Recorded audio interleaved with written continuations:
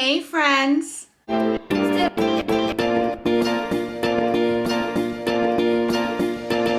My name is Desiree, aka Mama Friendly, and I do all sorts of videos on my channel, from hauls to vlogs, cooking videos, planner videos, homeschool videos with a Disney twist, a little bit of everything. So if any of these things sound like fun to you, I hope that you'll subscribe and join me on my YouTube adventure.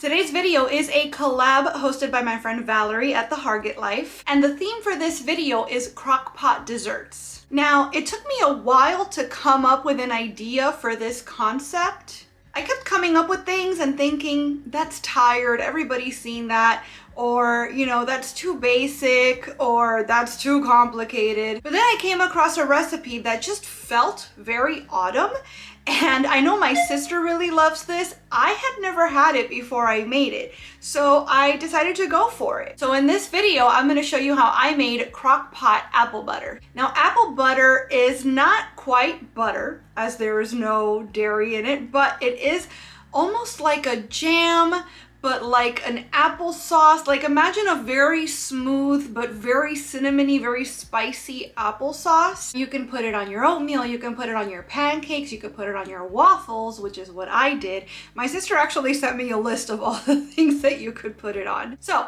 it's really easy, it makes your house smell incredible, and apparently it's very versatile. Why not, right? So let me show you how I made Crockpot apple butter. So as always, I want to show you guys my ingredients first. You're going to need 14 to 15 apples. I'm using a mix of Gala and Honeycrisp to kind of give the flavor more complexity. You also want a 1/4 cup of raw honey because this is a paleo recipe. And you want 3 teaspoons of cinnamon and 1/2 teaspoon of nutmeg to flavor everything up, although you guys know I rarely measure spices. So I'm going to start with using my very fun little apple corer. Completely optional, but I have it, so why not? So I'm going to use it to both core and peel all 15 apples that I'm going to use in my recipe. I'm putting the peels and cores aside to give to our hens to munch on, but you could also take the peels and toss them with some cinnamon and bake them in the oven for a little while so you can make some apple chips, and that'll be a fun way to use everything up without wasting too much. Also, of course, you can do this by hand if you don't have this fancy little thingamabob, but this was actually really cheap on Amazon, so I'll go ahead and link it down below in case you're curious. So this is what it looks like once everything's cored and peeled. You could also quarter them if you'd like. I went ahead and left them this way because we're blending everything up anyways. So to the liner, I'm using my Instant Pot. I'm going to use it on the slow cook feature. To that, I'm going to go ahead and add a 1/4 cup of raw honey. And my seasonings. The recipe, like I said, calls for 3 teaspoons of cinnamon and 1/2 teaspoon of nutmeg, but I just kind of sprinkled until it looked right. I also added a tiny touch of salt because I figured that that would help boost up the sweet flavor of the apples. So I've given everything a good mix. I put the sleeve into the Instant Pot, and I'm going to put it on the slow cook feature on high for about 3 hours until the apples are visibly cooked down.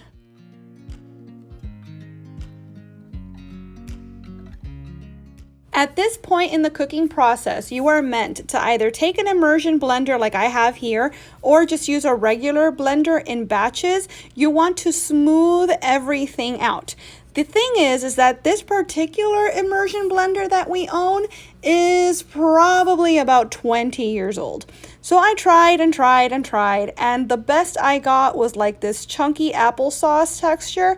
I was gonna leave it just that way, but I'm not gonna lie, my brother kind of shamed me into actually going the whole distance and using a regular blender. So ended up using the regular blender to make it a nice smooth puree, and now we're putting everything right back into the Instant Pot or crock pot, and we're going to set it again on high for about an hour and a half, but you want to leave the lid off.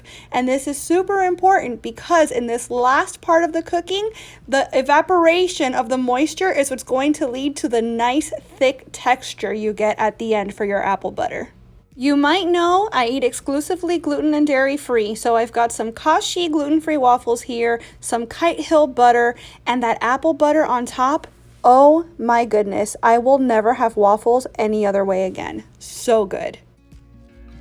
Alright friends, so that's how I made my Crockpot apple butter. It was actually really delicious. I'm very happy to have it in my fridge now for a little taste of autumn whenever I want. And I want to remind you that this is a collab, which means there's a playlist. So if you look in the description box of my video, you're going to find not only the link to Valerie's channel, but also a link to that playlist. So now that you've seen how I made my apple butter, you can check out what all of my friends made for their Crockpot desserts. If you decide to make this yourself, let me know how it goes for you. I would love to hear how you tweak it and make it your own. I want to thank you so much for watching this video. I really hope that you enjoyed it, and if you did, I hope you'll please give it a big thumbs up. I'd also love it if you would subscribe and click that notification bell because I post at least 3 times a week and I wouldn't want you to miss a minute. Thanks so much again for watching. Bye!